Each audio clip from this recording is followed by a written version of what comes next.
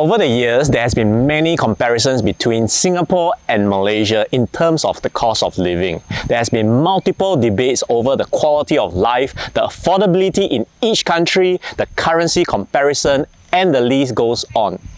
Personally, I believe there are a few misconceptions over the living cost between the two countries. For example, there's a common grouse that Malaysians experiencing Singapore tourists in Malaysia like this.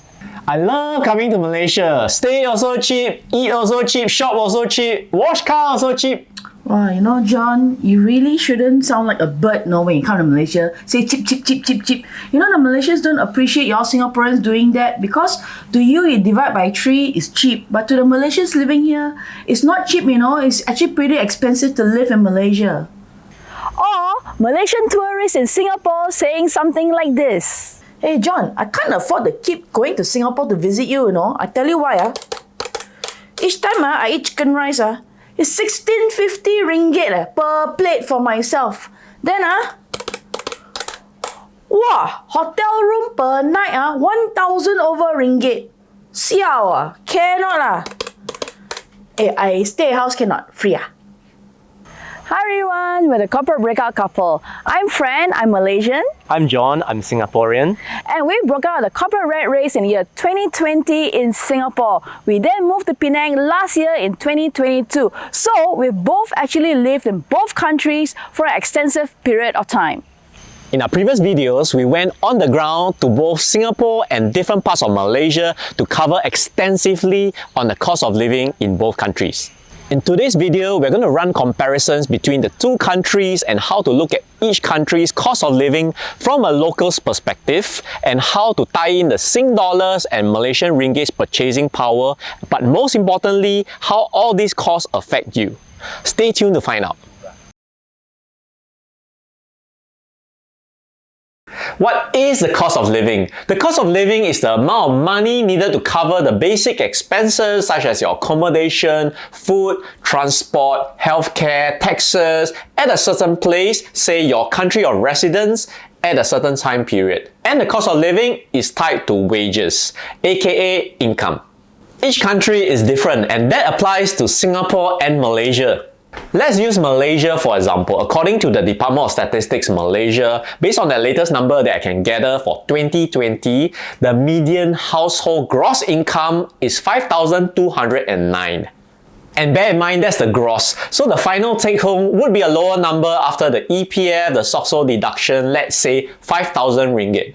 If you take the common top 3 expenses, your food, accommodation and transport, let's say the total is 3,000 ringgit. And that's 60% over the take-home of 5,000 per household. And that's high. That is considered a high cost of living.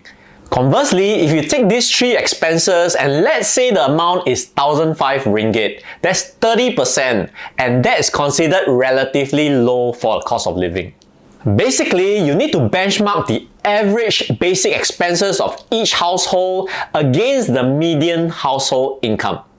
Know that for each country's cost of living, which covers the basic necessities, that is not within your control. What's within your control is your own self-determined quality of life. What affects each country's currency strength? The foreign exchange rate between your country's currency and another country's currency has the determining factors such as your country's GDP, the import and export of goods, the country's foreign reserves in the form of foreign currency such as treasury bills and bonds, and inflation. And why is this important to know? Because your country's currency strength plays a huge part in your purchasing power. Purchasing power is the value of a currency expressed in terms of goods and services that one unit of money can buy. In other words, let's say Malaysia, what can 1 ringgit buy? Now, I'd like to run a comparison between the purchasing power of the Singapore dollars versus the Malaysian ringgit. And because of inflation, I'm going to use 10 Sing dollars versus 10 ringgit. To make it a fair comparison, let's use a foreign brand to both Singapore and Malaysia. Say, Starbucks. If you have been following us for a while, you know that we made many cost of living videos in each country, whether it's in Malaysia, in Singapore, in Vietnam, in Bali, and we take comparisons of very commonly found items in each of these countries to compare. So based on the numbers on the ground we got for you earlier this year in 2023, it cost 15.90 for hot grande latte in Malaysia and 7 Sing dollars for hot grande latte in Singapore. And that answers the questions of the purchasing power between Singapore dollars and Malaysian ringgit. For 10 Sing dollars, you'll be able to buy the Starbucks with 3 Sing dollars left over. And for Malaysian ringgit, 10 ringgit is unable to cover the cost of 15.90 Starbucks in Malaysia. So based on 1 unit of currency, the Sing dollar is stronger. Here's the foreign exchange rate comparison between Sing dollars and Malaysian ringgit for the last 10 years. In 2013, you're looking at around 1 Sing dollar to 2.5 ringgit, and now 10 years later, in 2013, you are looking at 1:3.44. That means that Sing dollars has strengthened against Malaysian ringgit steadily for the last decade, and you're looking at a stronger purchasing power for Singaporeans. Now, let's run another comparison. How do you compare the same Starbucks in both countries on an equal level? How do you know for the same hot grande latte, is it cheaper or more expensive in Malaysia or Singapore? And one of the ways to compare on an equal level would be to peg the Sing dollars and the Malaysian ringgit to the same common currency, say the world reserves currency, the USD. Would you agree? The hot grande latte will cost 15.90 ringgit in Malaysia, which works out to be 344 USD in today's exchange rate. And in Singapore, the same hot grande latte will cost 7 Sing dollars, which works out to be 522 USD. Hey, how come it's more expensive in Singapore in USD? Let's run a few more examples to verify this, using the numbers we've gotten for you on the ground earlier this year in both countries. Let's use Denmark's Kelson's butter cookies. In Malaysia, it costs 28.88 ringgit, working out to be 6.25 USD. And in Singapore, it costs 11.95 Sing dollars, working out to be 8.38 USD. It is more expensive in Singapore. Based on an A-to-A comparison, why are the foreign imported goods more expensive, let's say in USD, in Singapore than in Malaysia? The short answer is the price of the foreign imported goods will be adjusted according to the spending potential in each country. In this case, in Singapore, because Singaporeans have higher purchasing power than Malaysians, therefore the price of all these foreign brands and goods are priced higher. Let's compare the median household income in both countries, Singapore and Malaysia. For Singapore, according to the Department of Statistics Singapore, in 2020, for the interest of the same comparison, the median household gross income is 9,189 Sing dollars. Now, I would like to qualify something. It's actually not a fair comparison to compare Singapore with the entire country of Malaysia comprising of 13 states. Because if you're talking about the median household income for 13 states, there are some states that are not a fair comparison with Singapore. Therefore, in the interest of a fairer comparison, we should benchmark Singapore, a city, against another city, either KL or Penang. I'd like to compare Singapore, a city, against Kuala Lumpur, a city. Based on the latest numbers that I can gather online, in 2020 in Singapore, the median household income is 9,189 Sing dollars. In KL, it's 9,093 ringgit. Dollar to dollar.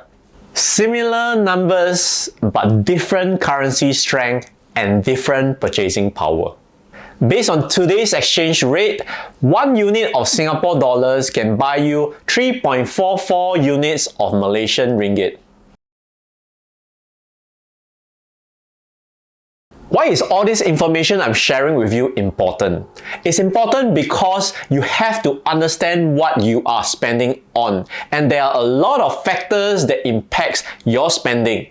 One of the key factors to consider when you're spending money is to know whether the item you're buying is locally produced or imported. Let's say you buy an imported designer handbag, say Chanel. That's going to cost you an arm and a leg if the purchasing power in your country is weak. On the other hand, if you buy something locally produced, the product is likely to be more affordable because it's produced in the same country and likely to be abundantly available. Which brings me to my next key factor affecting your spend: demand and supply. When there's high demand for a product and there's economies of scale for the company, they can bring in more supply and therefore they can manage the cost down for the consumers. Let me give you an example. Eating clean in Singapore versus eating clean in Penang where I'm staying. It's actually cheaper to eat clean in Singapore because of the high demand for things like your poke bowls, your salad bowls, versus in Penang where you hardly can find any of such things. Ultimately, the cost of living in each country, whether it's Singapore or Malaysia, is not within your control because they have dependency on factors like the GDP, the foreign reserves, and inflation. What is within your control is your own self-determined quality of life. So I urge you to open up your eyes and keep updated on the latest prices out there in your country and around the world so that you can make better decisions to improve your quality of life. There you go. I hope we have cleared some of the misconceptions each country have with each other. By sharing, we also demonstrated to you how each country can benchmark against the world in terms of purchasing power. Today's video is the start of a Singapore versus Malaysia video series with high-level comparisons. We intend to create future videos with more comparisons like this in detail, such as transportation, food, properties, etc. If you have liked what we shared, please like this video and subscribe to our YouTube channel if you haven't. See you in our next video.